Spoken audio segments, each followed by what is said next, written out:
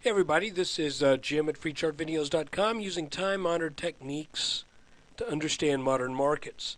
This video is for educational purposes only. It is not intended to be used as any form of investment advice. I can draw lines on charts, but you have to draw your own conclusions from your own due diligence and make investment decisions that are suitable for your personal financial situation. And again, I remind you, I am not a licensed professional. I'm just a guy that draws lines on charts. So we're going to look at the S&P again today. Okay, we are looking at a 30-minute chart, each candle being 30 minutes of trading. And I want to show you back about 2 weeks ago, I started pointing out this line right here that's a green. I've changed it from gray to green because it is acting pretty strongly. And it's weird because this really is not, that's not the tops. The tops here were made over this green line on the last two rallies, but you can clearly see that before this top was made, this green line turned the S&P back. Before this top was made, right here, it was turned back. And now, 3 times, the market, the S&P has tried to get over that green line, and it just can't seem to do it. I thought today it looked like it might be flagging out right here on that line, and if it had gone up, then we likely were going to be heading on up and checking out that mid-1200 area that I still think could happen. But obviously, it looks like this green line kept that from happening today. I can't tell you why this is. I really can't. Why you sometimes get a line of technical significance that's inside a pattern. I have seen this before in wedges, and I think I've mentioned this a few times, where if you have what looks like it's a wedge, one way you can kind of test it is to snap a line that goes right in the middle of that channel. So if you know what I mean, you bisect that wedge from one end to the other, and if you see that line appears to have some technical relevance to that pattern, then that can help you. I use that sometimes just to give me a little more comfort or a little bit more validation of that pattern. So, matter of fact, we've got this little wedge right here that was lasting for about 5 days. We can look at that in just a second. I want to remind you, we never really got a back test of this broken line right here. And I don't think now we can really, because if it happens, it would have to happen over this neckline of the Head and Shoulders top, right here. Boom, boom, boom.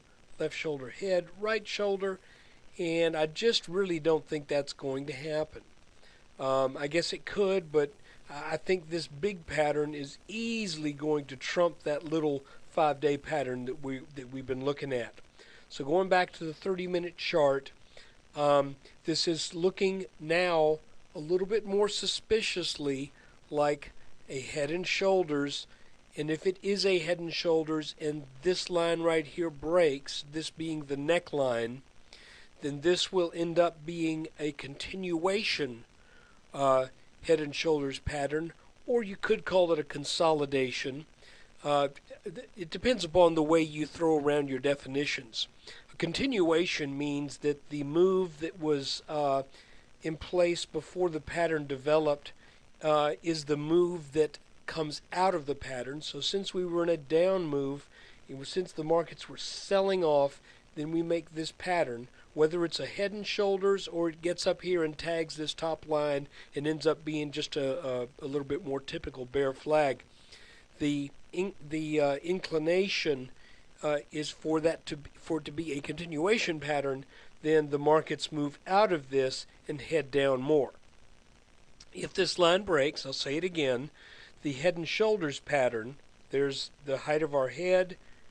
There it is again, and I've just kind of dropped this line down, looking at the scale of the left shoulder, assuming, and again this is preliminary, but assuming that that the right shoulder has about the same time scale as the left shoulder, then that means it would break down sometime probably around the the mid-20s of September.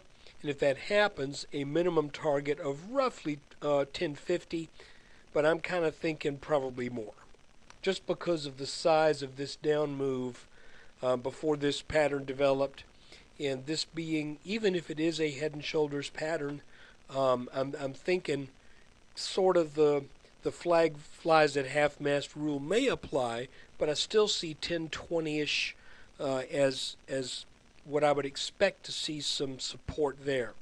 And again, that support goes all the way back to the head and shoulders bottom from the market bottom back in that formed from fall of 2008 and actually broke out in the summer of 2009. So there again, there's this big inverse head and shoulders which met its target at roughly 1350, and I remind you, I was screaming all over the Yahoo message boards, telling people, be careful. You're talking about you're going to go all in on a 3x bear ETF, and I was going, be careful. This sucker's going to probably 80% chance, 85% chance it sees 1350. So whether you say that's luck or skill, I don't care. Really, it worked. And another thing, that if we work off this bottom right here, by the way, and draw that across these bottoms, you can see that that once that broke down, this has been having a hard time. Momentarily got back over this line right here. So it's been a while since I've looked at this chart in that context, and so that's another thing that we need to look at. So there's kind of a little bit of mixed signals here. There's that line that I just showed you, the long term. I still think we could back test that neckline, and if that happens, that would be quite a gift to shorts. So today, the green line was out in force, and let's just watch this, because we are right now in the middle, really, of what I would call kind of no man's land, where I suspect we could head back down tomorrow, but it wouldn't surprise me if we go back up. But I definitely think we are range bound between this top line and this bottom line. And while I'm in cash, I have no inclination whatsoever to guess at this right now. I'm waiting for either this to break or this to get tagged. Then I think I'll have a better idea what's going to happen. But as it stands right now,